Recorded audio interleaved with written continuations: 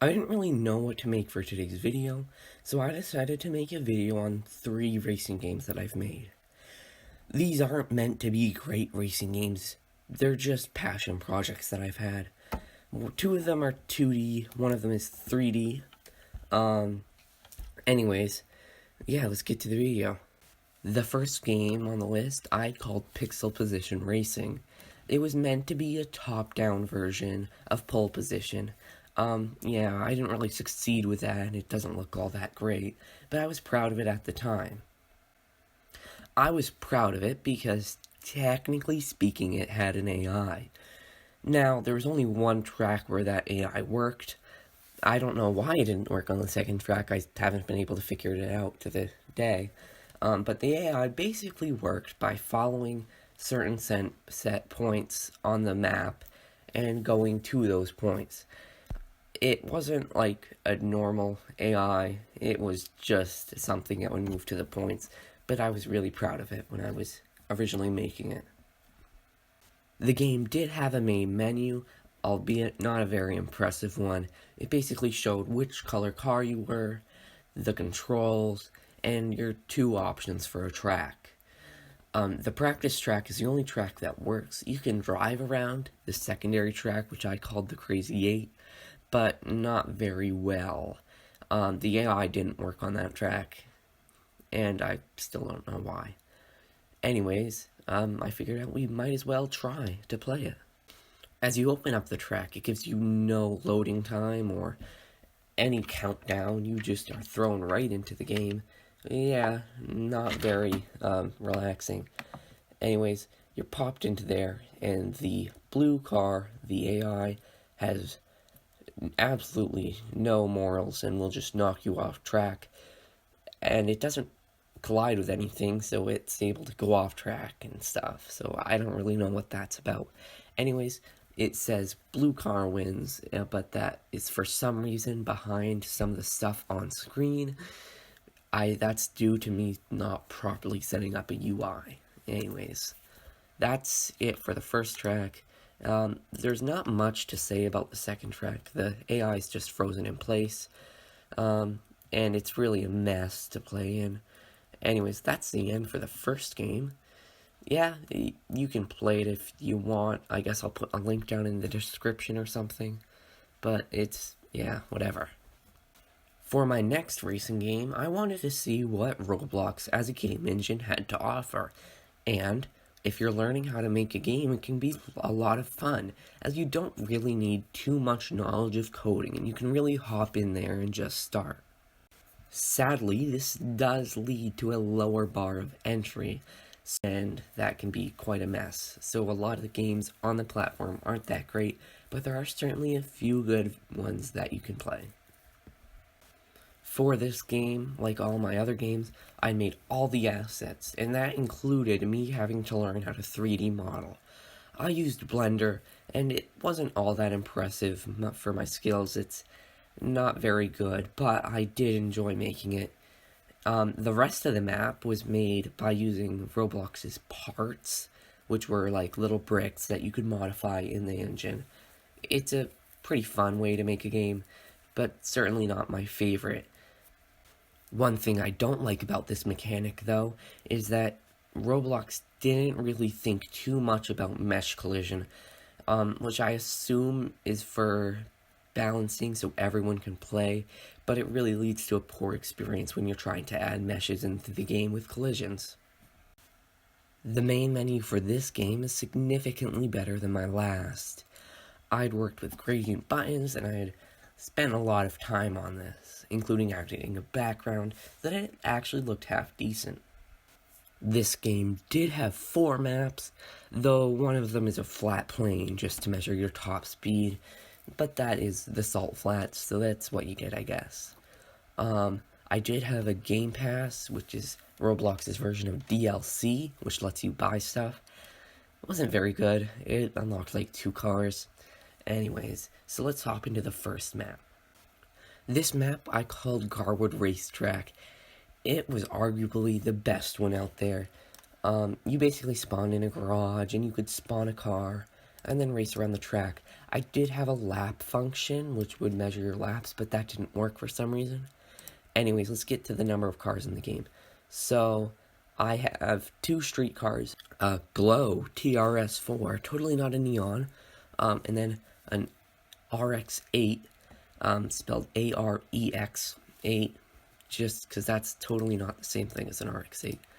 In terms of drift, I modified the RX-8 to have a drift tune, and then I didn't make this car, I called it the ETR, and it was basically a mesh I stole and then added to the drift chassis that I had on the RX-8. And then my track-only cars. Everything here I did make. I made a kit car, which was based on the McLaren M6A, but I was called it the LM kit car. I have the LM kit Pro Racer, which was based on an actual McLaren M6A, and then I had the race car version of the RX-8. Graphically, this game is the most impressive, I'd argue, out of my 3 games. It looks decent enough, and I'd argue looks pretty good for the platform. Driving functions okay on the game, and it's overall, I enjoyed making it and playing it. Let's move on to the next map. The next map I had called Blue Ridge City. The origin of the name is actually a piece and band we were playing at the time.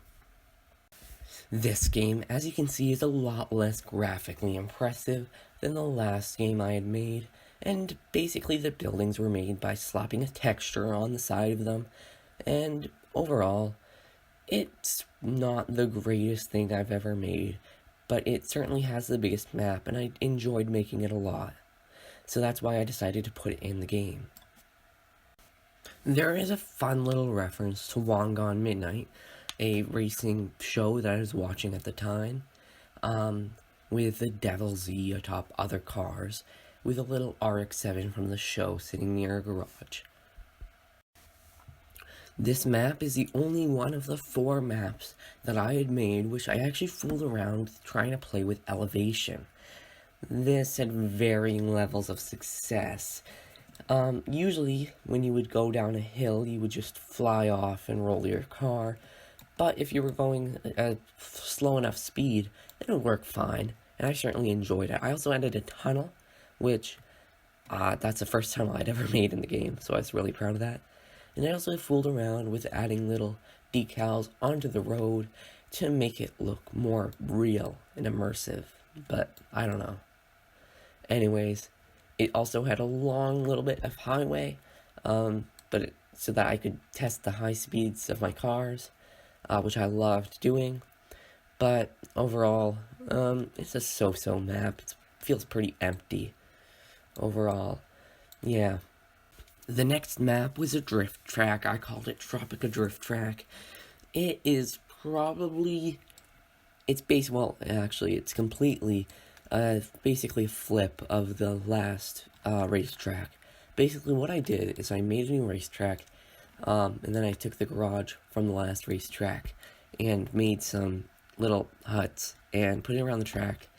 Overall, it's an okay track. It's nowhere near as good as my first map, the Garwood racetrack, but I was really just wanting to finish the game.